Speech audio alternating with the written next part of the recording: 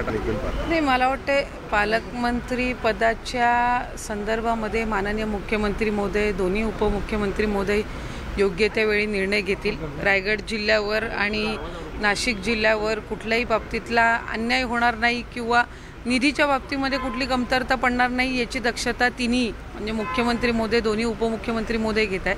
काल जी तटकरे साहेबांची आणि माननीय एकनाथजी शिंदे साहेबांची भेट झाली ती सदिच्छा भेट होती।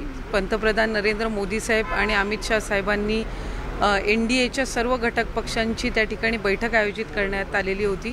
त्या बैठकीमध्ये सहभागी होण्यासाठी ही नेते मंडळी त्या ठिकाणी होते आणि सदिच्छा भेट झाली। पालकमंत्री पद असेल इतर काही याच्यामध्ये त्या संदर्भामध्ये काही चर्चा असण्याचं काही कारण नाही, कारण महायुतीचे घटक पक्ष म्हणून किंवा महायुतीचं सरकार म्हणून फक्त एक पालकमंत्री पदच नाही, तो त्याच्यातला त्या एक संबंध याचा एक भाग आहे, पण ती काही संपूर्ण महायुतीच्या संदर्भातली काही एक मी काय अशी मोठी अडचण आहे असं त्या ठिकाणी काही समजत नाही।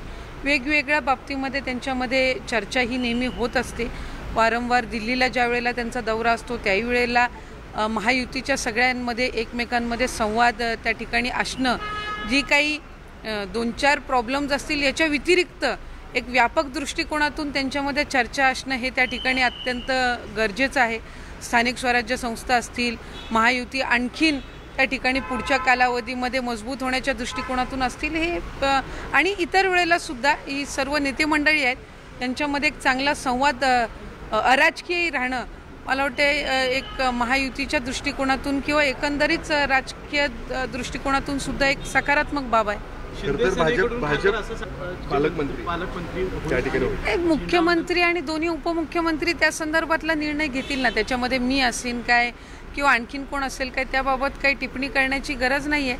आणि माझ्या आमच्या रायगड जिल्ह्यावर जिल्हा नियोजनचा निधी असो, इतर काही शासकीय कामकाज असो, हे काही तिन्ही नेते मंडळी म्हणजे मुख्यमंत्री फडणवीस साहेब असो, एकनाथजी शिंदे साहेब असो किंवा दादा असो हे त्याच्यामध्ये लक्ष घालून आहेत। त्याच्यामुळे त्यांना ज्या वेळेला योग्य वाटेल, त्यांना ज्या वेळेला योग्य ज्याच्यावर जबाबदारी द्यायची अशी वाटेल त्यावेळेला ते देतील। दोघांमध्ये वाद होण्यापेक्षा भाजपला त्या ठिकाणी पालकमंत्री द्या मी वारंवार त्या संदर्भामध्ये म्हणते की मी महायुतीच्या सरकारमध्ये मंत्री म्हणून देवेंद्र फडणवीस साहेबांच्या नेतृत्वाखाली, एकनाथजी शिंदे साहेबांच्या नेतृत्वाखाली, अजितदादांच्या मार्गदर्शनाखाली काम करत आहे।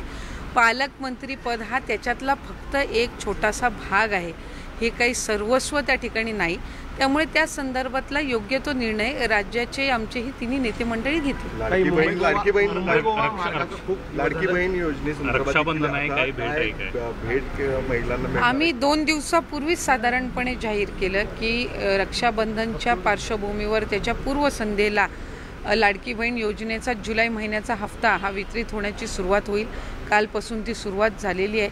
त्याच्यामुळे पुढच्या 2-3 दिवसाच्या कालावधीमध्ये पात्र लाभार्थ्यांच्या खात्यामध्ये हे लाभ आपल्याला गेलेले पाहायला मिळतील। तो एक डेटा आहे जो माहिती व तंत्रज्ञान विभागाने आमच्याकडे दिलेला आहे। त्याचा संपूर्ण त्या ठिकाणी 15 दिवसाचा कालावधी ही साधारणपणे आम्हाला ग्राउंड लेवलची स्क्रुटिनी करायला लागणार आहे आणि तो कालावधी झाल्यानंतर तो आकडा किती आहे हा त्या ठिकाणी निश्चित करता येईल। पण साधारणपणे जर पुरुषांनी किंवा चुकीच्या व्यक्तींनी त्या योजनेचा लाभ घेतला असेल तर त्यांच्यावर कडक कारवाई आणि ती वसूल करण्याच्या दृष्टिकोनातून सुद्धा शासन हे त्या ठिकाणी निर्णय